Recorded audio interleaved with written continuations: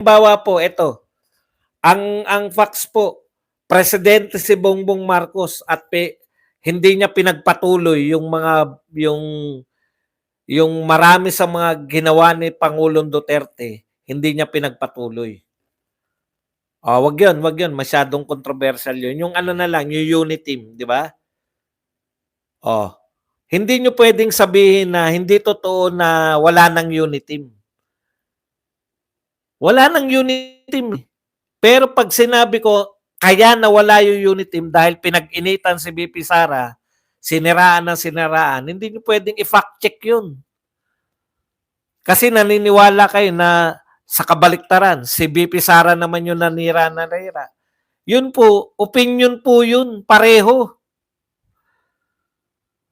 Hindi niyo pwedeng i-fact check yun. Ang problema dito kay Maria Ressa at saka sa Vera Files, pati opinion, pati sariling pananaw ng mga pro-Duterte, naging ano na sila naging, anong tawag doon, yung censorship.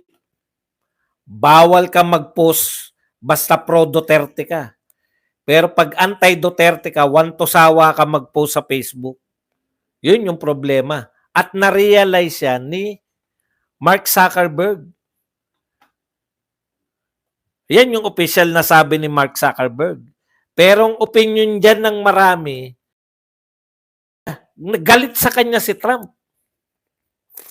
Dahil ginagamit niya yung Facebook para, yung katulad ng kay Duterte, anti-Trump ang Facebook.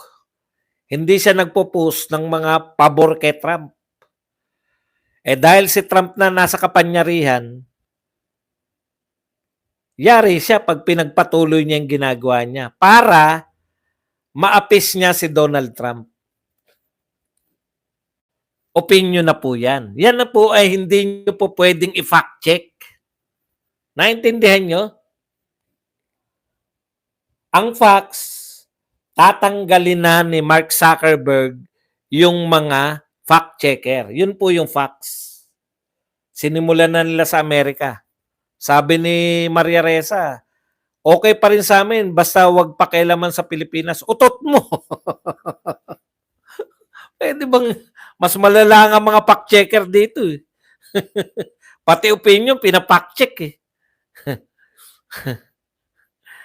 Sinong papalag ngayon sa naka-schedule na rally ng INC? Tignan natin gaano ka tigas sa mga congressman. Thank you. Halimbawa, katulad nito. No? Yung facts, ito po yung facts, magkakaroon po ng peace rally ang Iglesia ni Cristo. Ano pa ang facts? Ang facts pa po, ang layunin po ng peace rally, bukod sa maging mapayapa ang buong Pilipinas, ay sila ay tutol sa impeachment ni BP Sara. Facts po yan. Hindi nyo po pwedeng questionin yun. Ngayon, ang sabi ng INC, nag-imbita sila sa mga pareho. Sa mga parehong, kung naniniwala kayo, sumusuporta pa kayo na gusto nyo magkaroon ng kapayapaan, at ayaw nyong ma-impeach si BP Sara, sumama kayo sa amin. Yun po yung imbitasyon. Yan po yung facts. Ngayon, yung sinabi ng mga anchor, pag may iba kayong agenda, wag mag-iba kayo ng rally. Narinig ko rin yan eh. Ayan, facts yan kasi sinabi ng anchor yan eh. Kung may iba kayong agenda, wag kayo mag-ibang araw kayo, manawagan kayo na rally nyo. Ngayon, ito po, interpretasyon ng mga bobong vlogger ni BBM. Ang DDS daw, bawal sa INC. O yan, di ba? Opinion na nila yan. Batay dun sa sinabi. Pero dalawang interpretasyon yun eh. Ang facts po, ang INC, bukas yung rally nila. Nag-imbita sila sa mga kapare-pareho. Sa pareho namin mag-isip, ayaw namin ma-impeach si BP Sara o magkaroon ng impeachment, ayaw din namin magkagulo sa Pilipinas. Kaya kami sasama. Naintindihan niyo? O, inimbita kami. Tapos sasabihin niyo, hindi imbitado, iyakan na naman ng DDS, hindi imbitado. Utot niyo. Kayo ang pag pumunta ron, makakapal ang mukha niyo. Bakit? Alam niyong anti-impeachment yun. Pupunta kayo, pro-impeachment kayo. Yun yung sinasabi natin. Na pag in-interpret mo na yung sinasabi, doon na may kalayaan yung mga tao. Paniniwala ni Bukbok yun, ganun eh. Paniniwala ng mga vloggers ni BBM, ganun eh. Pwede silang maniwala na ganun. Pwede rin kaming maniwala ng iba. Hindi mo sila pwedeng i-fact check na mali sila. Pwede natin silang sabihin. Pero hindi mo sila pwedeng tanggalan ng mga... May karapatan din yan. Sinabi ba sa konstitusyon na bawal magsalita ang mga bobo? Wala pong sinasabing ganun. Kahit po mahina utak, pwede sila magsalita. Yan po ang kalayaan sa pamamahayag.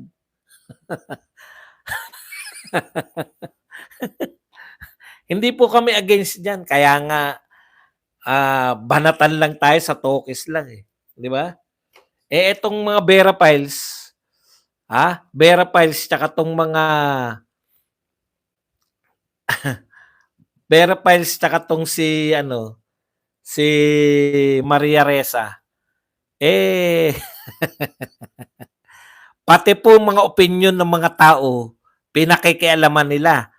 Sila po nagsasabi, tama tong opinion mo, mali. Sa atin, mali yung opinion ng ng mga BBM. Kaso opinion nila yan, pwede sila eh. Inaalaw po yan eh. Totohanan ng sinasabi ko sa iyo na inendorso ni Tatay Digong si Pastor Quiboloy. Ngayon, kung ayaw mong maniwala, karapatan Boy Gata, Duterte ako, solid, ayaw ko lang kay Quiboloy. Ayaw mo kay Quiboloy, huwag ka makialam sa amin. Tapos sasabihin mo, solid ka? May solid ba na? Hindi ka solid. Kami, kulto kami. Hindi lang kami solid, kulto kami.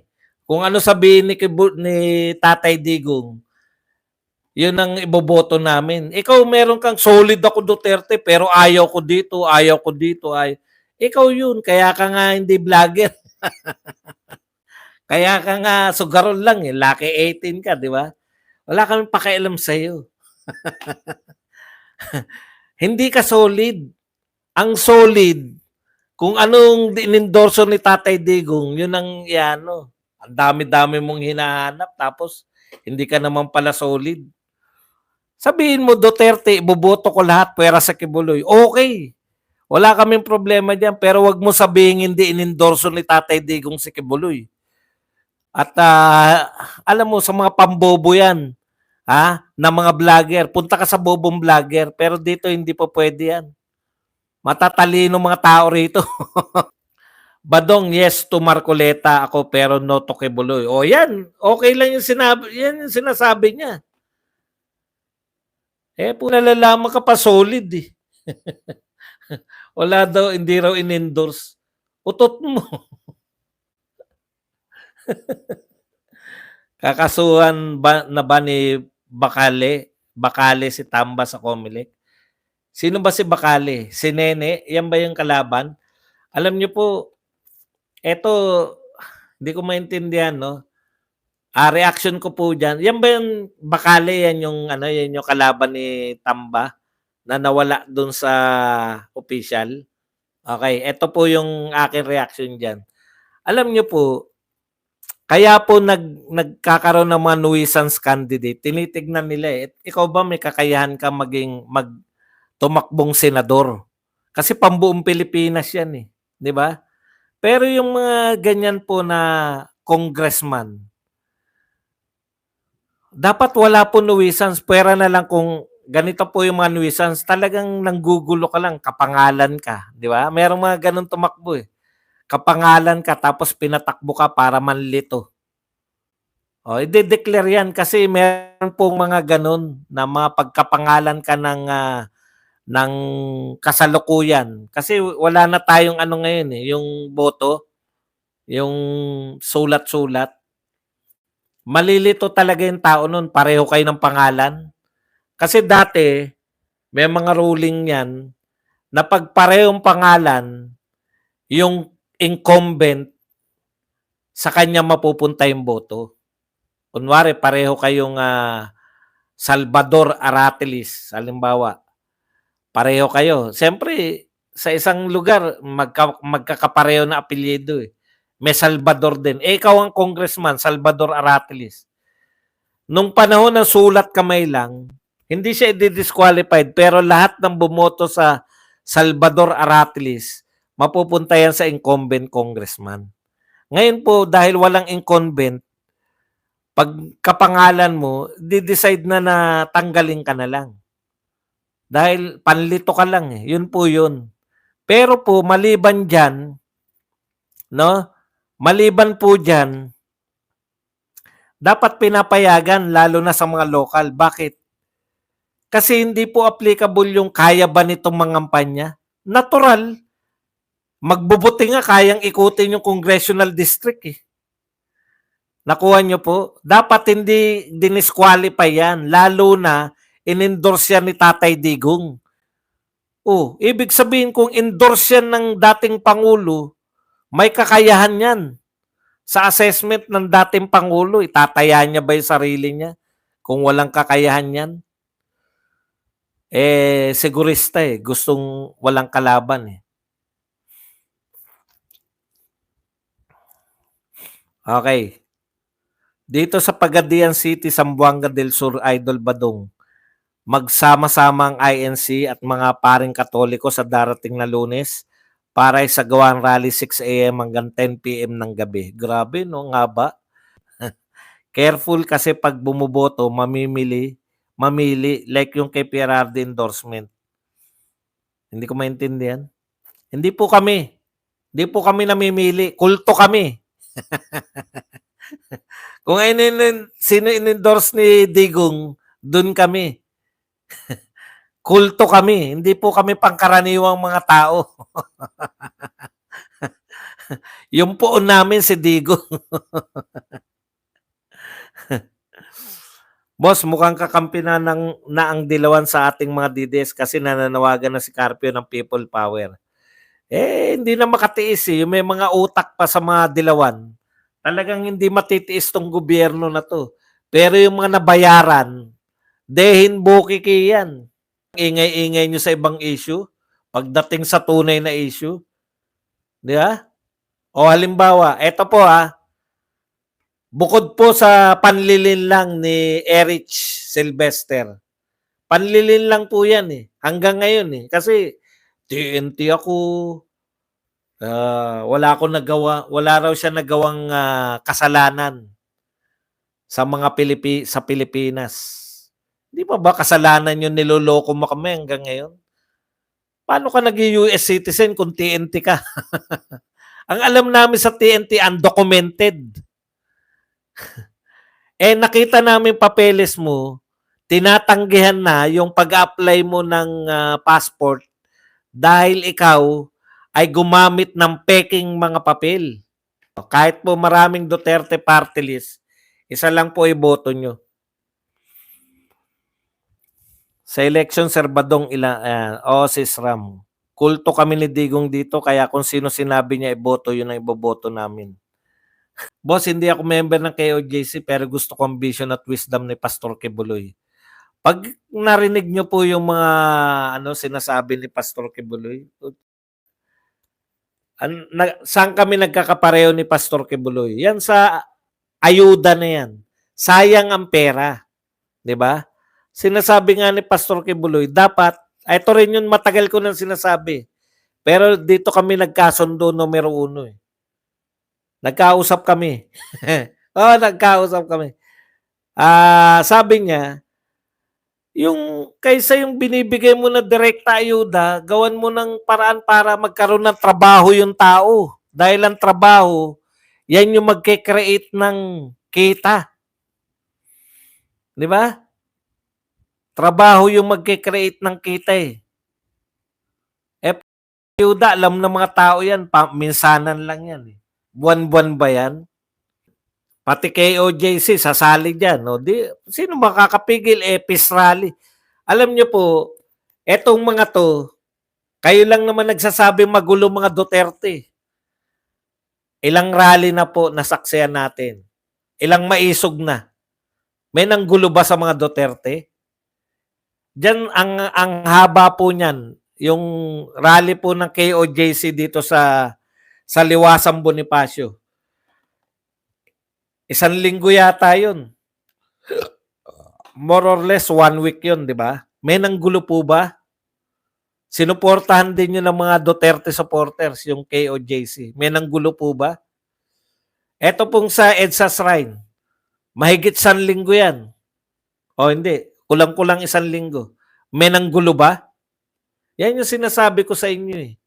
Wala po nanggugulo sa mga, kaya yung sinasabi na Duterte supporters yung gulo, ano patunay? Wala pa po.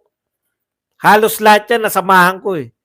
Maisog, etong sa KOJC, nilulusob na nga sila, hindi pa. Yung KOJC nga, nilulusob na rin sa Davao. Hindi, kung ibang reliyon yun, sa tingin nyo, papayag yun? Ini-imagine ko nga, ano kaya gawin to sa iglesia? Hindi. Sa mga hindi po, ano, no, yung kulto ni Digong po, ganito.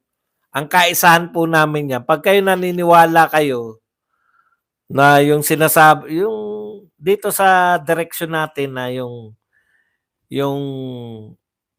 Duterte lang, wala po membership dito. Nasa puso po ang pagiging kasapi ng kulto ni Digong. Alam nyo sa simula pa lang, alam ko diyan nagkakaroon ng gulo sa mga samahan eh. Siyempre, pag may membership na, may membership fee. Meron ng mga opisyal na lakad. Diyan na po nagkakaroon ng inggitan, sipsipan. Ito po, sa puso lang natin yung pagiging miyembro. Kung kayo po naniniwala sa mga Duterte, na dapat natin suportahan ng mga Duterte, at sinabi nyo na ako ay kulto ni Digong, kulto na kayo ni Digong. Ganun po kabilis. Pero, bakit po walang bumabaliktad sa kulto ni Digong? Kasi, puso sa puso lang ang membership dito. Boss Buds, nung pandemic, kakaupo lang ni Biden, nagpaayuda ng ilang beses. Pagkatapos noon, tumaas lahat ng bilihin. Lalo ang gas dito sa California, walang kwenta yung ayudang. Hindi kasi siya nagke-create, lalo na po dito sa Pilipinas. Hindi po nagke-create yan ng yaman eh. Pansamantala, dahil naka-lockdown kayo, yan. Bagay ang ayuda, wala kayong trabaho eh. Kasali din dyan ang Maisog Group. O Maisog, tignan nyo po yung Maisog. Nakailang pong rally ng Maisog. Wala rin pong gulo. Boss, ito yung nakakapagtaka. Ang laki na importation para mag-supply at baba ang presyo. Bakit taas pa din ang mga bilihin? Baka iba nilalagay sa import, ibang product, ginawang dami lang. Yan nga po yun eh. Kaya kayo pinayagan na mag-import para bumaba yung presyo. Pero kung kahit nag-import na, mataas pa rin. Pucha, hindi ko maintindihan. Maging matalino po tayo sa pagboto. Naramdaman natin ang paglilingkod ni Duterte sa mga Pilipino. Tuloy po natin ang Duterte legacy. Ang paniniwala ko yung mga importers ng bigas kaya di bumababa. Dahil yung mga pasimuno ng pagbaba ng tarif ng import sa mismo nagbebenta ng bigas. Eh yun pala eh. Biruin nyo, pinababa nyo yung tarif. Tapos walang epekto. Naapektuhan yung kita.